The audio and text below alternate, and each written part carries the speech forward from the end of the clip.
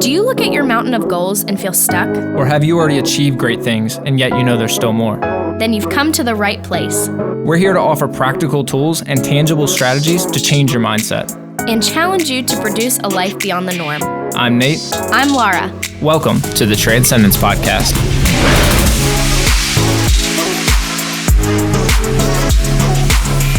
Hey everybody, welcome back to the Transcendence Podcast. Today we are diving into the Kolbe A Index. As many of you know, we have been in a self-awareness series where we talked about the power of self-awareness, what it can do for your life. We talked about some tools that we recommend, and we spent a few weeks talking about the Enneagram, diving into each type, learning about motives, learning about what drives each personality type. We talked last week about the Strength Finders and the power of Strength Finders and honing in on your talents and your strengths. And this week, the last tool is the Kolbe A Index. So we're really excited. We also encourage you, if you're just tuning in, to go back to those last few episodes, go back and learn about Strength Finders, go back and learn about the Enneagram because they're really powerful when they're put to good use. So Nate, why don't you tell us about the Kolbe A Index? So the Kolbe A Index comes from Kathy Kolbe.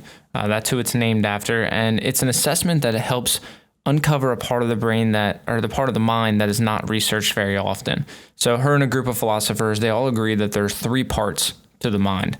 This goes all the way back to even the days of like Plato and philosophers then. They've always had an agreement that there's three parts to the human mind, and that breaks down into the cognitive.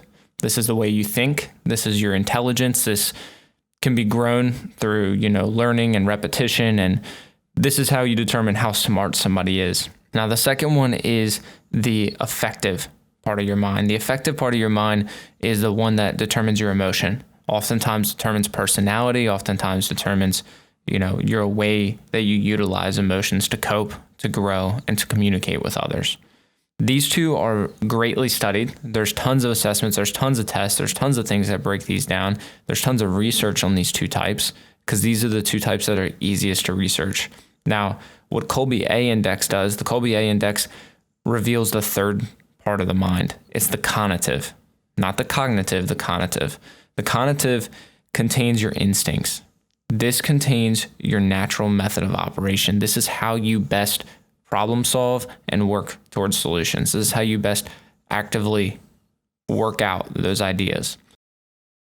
Because if we all use problem solving skills and use solution-based tactics in our comfort zone and the way that we do it best, just like we talked about with Strength Finders last week, it's not about fixing your weaknesses. It's about finding your strengths and maximizing them. So it's the same thing with the Kolbe A Index. It's finding how you best problem solve and then surrounding yourself with a team that helps counteract the things that you don't do well. Right. The Kolbe A Index, the way it actually breaks down the results, it organizes it into 4 categories. So you have your fact finding, you have your follow through, you have your quick start, and you have your implementer. So what it does is it takes these 4 categories. So it grades you from a scale of 1 to 10 in each of these categories. Now, depending on what the grade comes back, determines whether you prevent that from happening, whether you respond well to that happening, or whether you initiate that happening. And what you're going to find, you're probably going to find one category that you initiate in, and usually 1 or 2 that you respond in, and then 1 that you prevent in.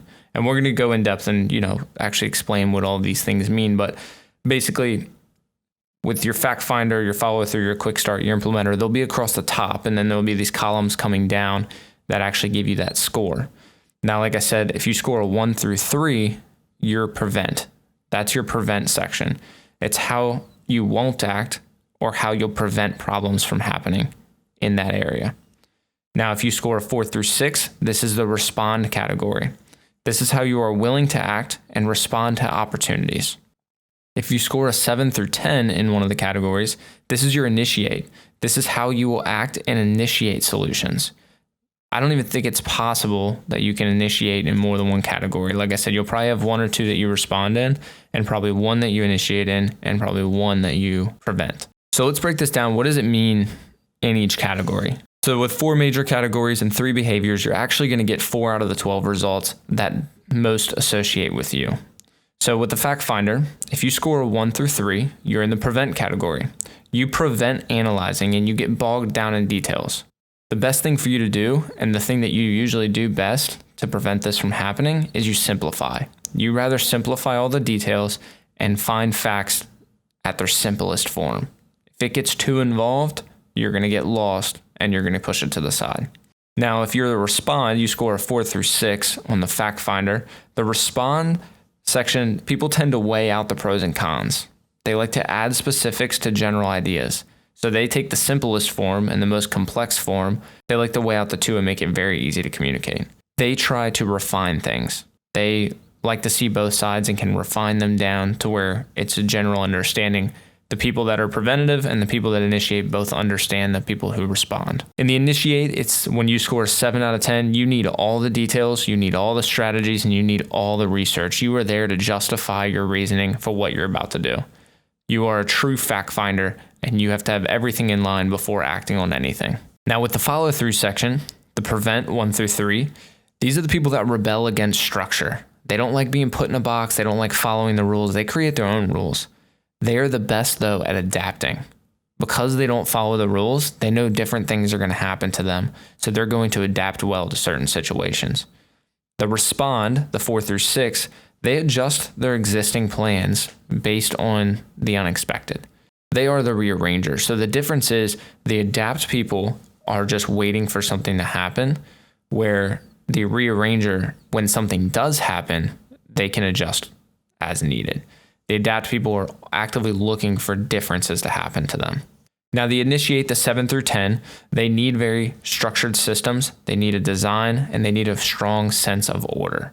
That's if you're a true follow-through person. We all know it's easiest to follow through when you have the process from start to finish, and they need that in every aspect of life. They're the people that actually read the directions when they're putting together IKEA furniture. Next is the quick start. So the quick start, if you score as prevent 1 through 3, they're the ones that like to control the chaos.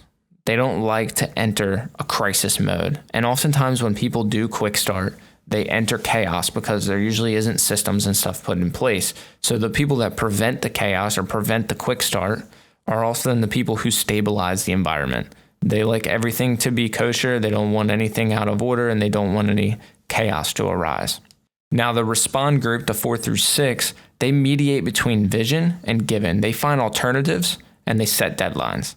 Oftentimes, a lot of quick start people miss the deadline part because it's just now and now and now. It doesn't matter when it gets finished because I'm going to work on it right now. Where the people that prevent quick start often push out deadlines way too far and things don't ever get started or worked on actively. So the respond, again, mediates between the two. These are the people that can revise a plan. They can take the people that want to do it yesterday and they can take the people who want to do it next year.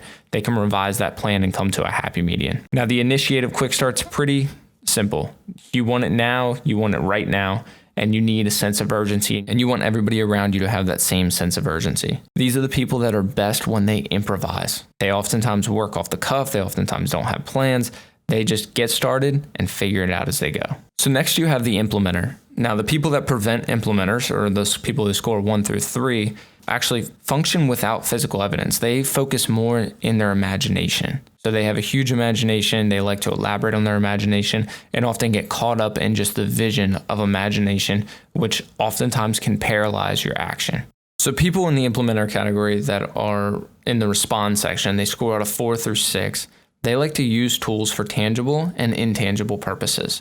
These are the people that renovate. These are the people that find out how to use their imagination, but also know how to use practical items. Now with that, the initiate, the people who score 7 out of 10 are the opposite of the imagination. They're the construct. They are only practical. They need tangible solutions and they need quality tools at all times. And when they have those, they can create something great. So now you may have taken this test, and I do highly encourage you to take this test. I know it does cost a little bit more than taking the other tests, but when you're investing into yourself, that's priceless information, honestly. And if you're the owner of a company or the leader of a team, try to get your company to invest into their employees and take this test too, because it helps you best structure the teams. If you take this test and you realize that you're not an initiator in any category, first thing is that does happen, so don't feel like you did the test wrong. Actually, each category, all 4 of them, only have about 20%, give or take a few percent, that people fall into that initiator, which means there's still 20%, because 4 times 20 is only 80. There's still 20% of people that don't fall